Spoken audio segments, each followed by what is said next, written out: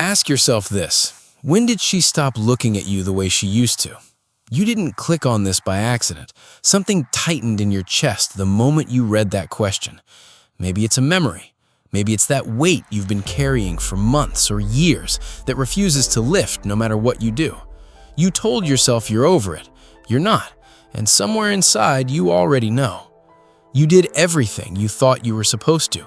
You showed up. You answered before she finished the message. You skipped time with friends, left your goals half-built, gave up sleep, gave up energy, gave up pieces of yourself. And still, something cracked. Something you can't name. Something nobody ever explains because it's easier to pat your shoulder and say, "You'll find someone better," as if that's an answer. The real question was never whether you'll find someone better. The real question is why. Why did giving more make you matter less? Why did trying harder push her further away? Why did the guy who barely seemed to care end up standing in the spot you thought belonged to you? Here's the part nobody wants to say out loud, the part that goes against everything you were raised to believe. She didn't walk away because you were bad to her. In some ways, she walked away because you were too good to her. Not because kindness is a flaw, because somewhere in the middle of it all, you quietly stopped being you. You became a mirror of what you assumed she wanted. And the moment you disappeared into that mirror, you stopped being magnetic. You stopped being real. You stopped being someone. If that stings, good. That means it landed. If some part of you wants to argue right now, that's normal. But if you're still here, a part of you already suspects this is true.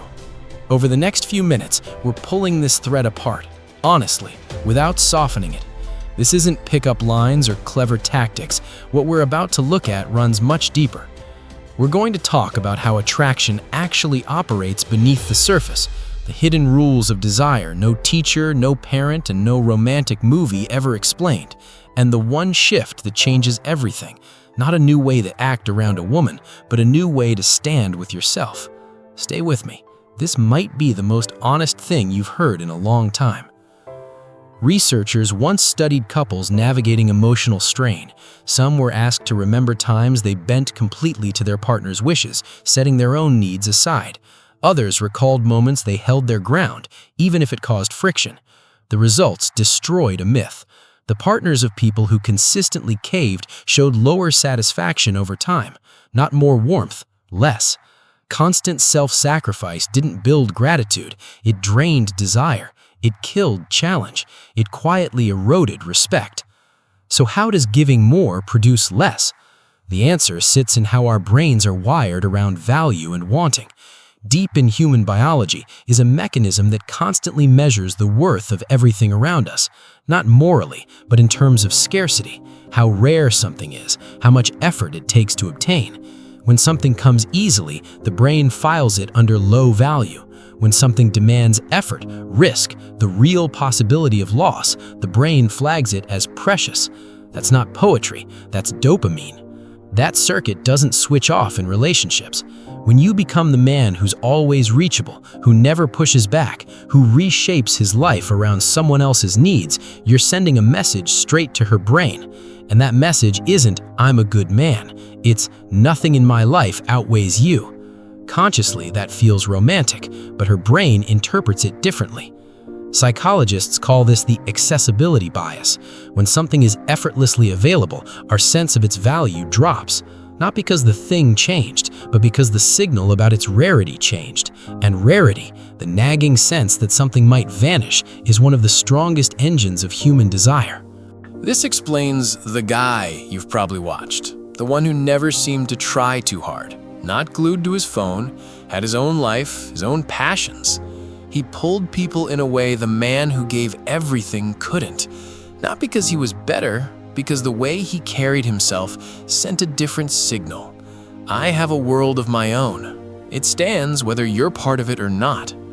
This brings us to the midpoint. If this is starting to land, if you're recognizing yourself in these words, this is your moment. Hit like, subscribe, and in the comments type, "I am enough." Because today, you're reclaiming the man you buried under layers of trying to be with someone else wanted. Now let's go deeper. because none of this is really about surface chemistry. It's about identity.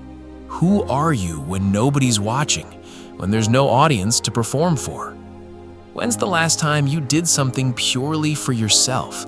Something that lit you up without checking if she'd approve, without running it through the filter of the relationship?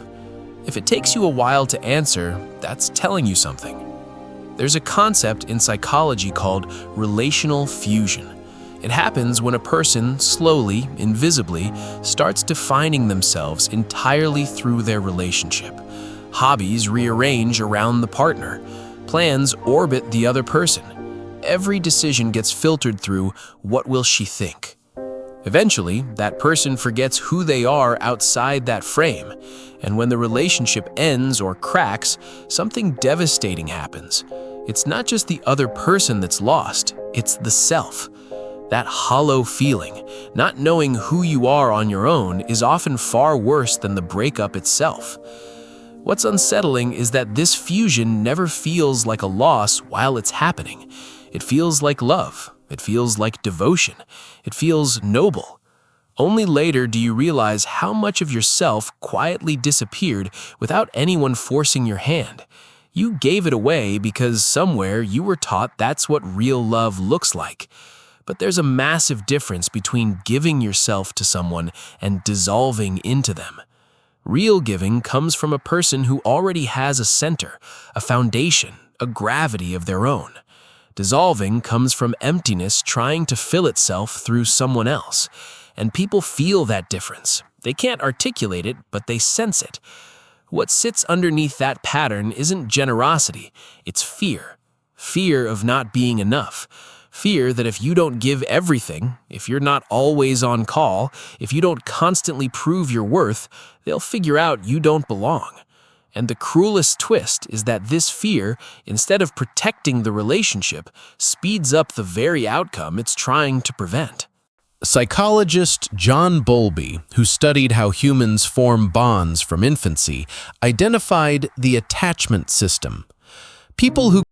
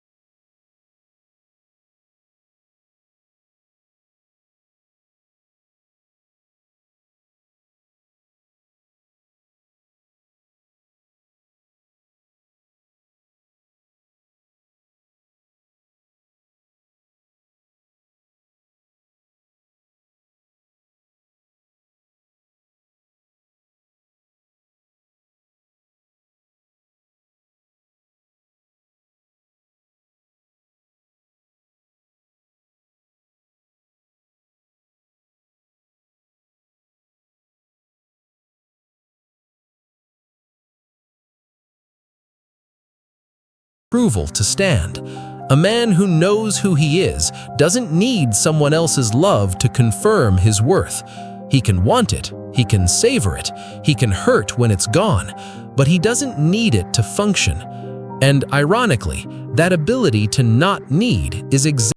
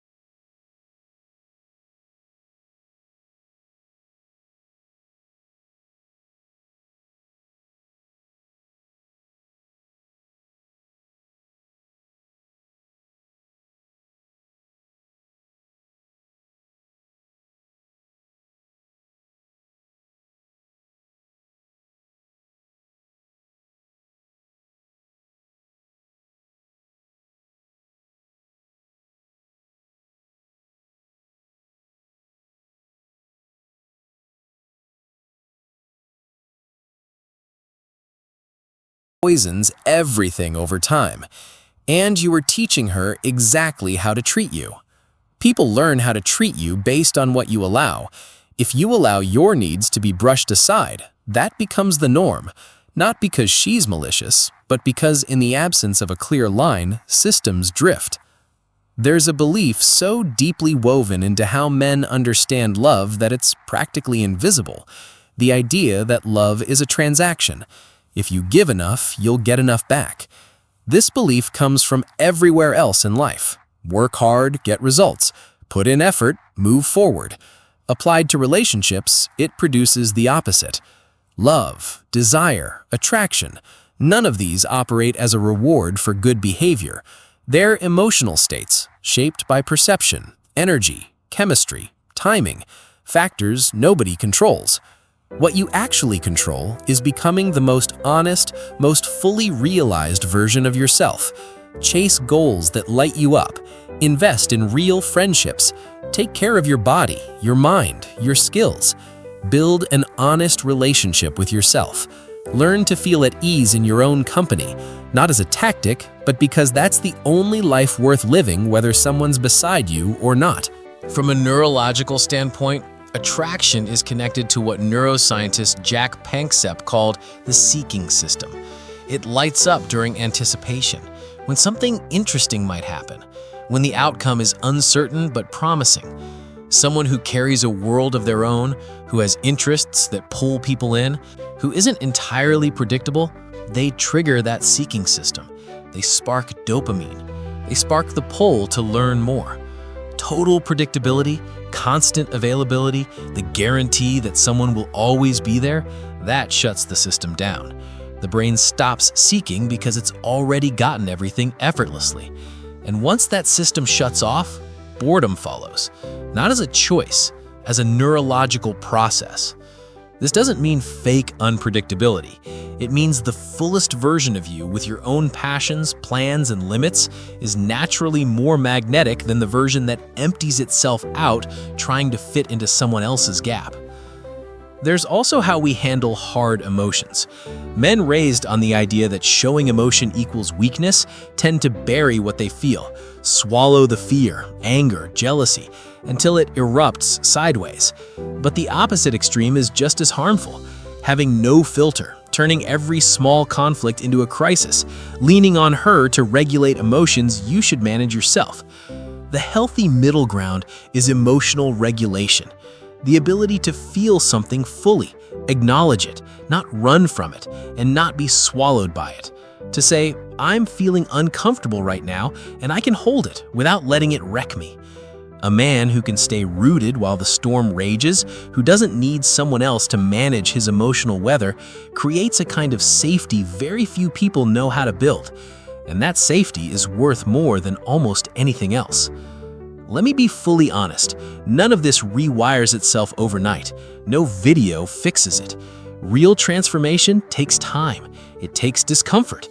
It takes tripping over the same stone more than once before you finally learn to step around it. And it demands patience with yourself. The mistake isn't the failure. The mistake is the data. A tree that grows in constant wind develops deeper, wider roots than one raised in perfect shelter.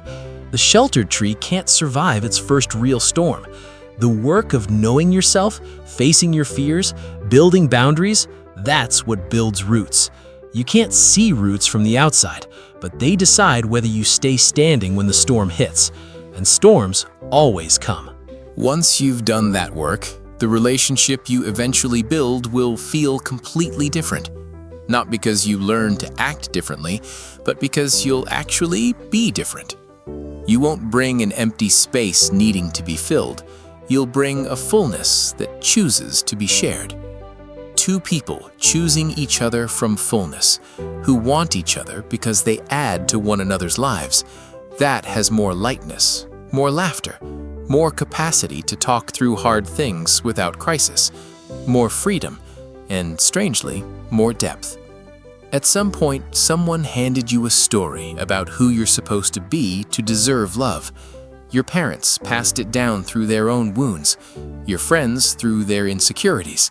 Movies, songs, advertising, an entire cultural machine that convinced you love has to be earned, that you have to prove yourself, that you have to be good enough, useful enough, essential enough for someone to stay. That story is a lie. Love isn't earned by making yourself indispensable. Love shows up when it shows up to people who have enough clarity to recognize it, enough openness to let it in, and enough strength not to smother it the moment it arrives. That clarity, that openness, that strength, nobody hands those to you. You build them yourself, through honesty, through the willingness to look at yourself directly, through the courage to ask what's underneath the fear, who you are when no one's watching, what you actually want from your life beyond everyone else's expectations. So here's the question I want to leave with you. Don't answer it now. Let it sit. Let it work on you. Who would you be if you knew with absolute certainty that you're already enough, that you have nothing left to prove, that the love you deserve has nothing to do with how much you give or how available you make yourself, and everything to do with simply being fully yourself? Sit with that. The answer is the most compelling version of you that you'll ever become. You made it to the end. That tells me something. There's a part of you willing to listen to what isn't always comfortable, a part of you that wants to understand, not just react, a part that already knows something needs to shift. That's the beginning. A conversation with yourself worth more than any relationship you could ever have, because every relationship that comes into your life will pass through the filter of who you are when you're alone. If you made it all the way here, comment, "I made it." Subscribe to Shadow Emperors. Hit like if this meant something. And may the man you're becoming be the one you always hoped was already there. This is the way.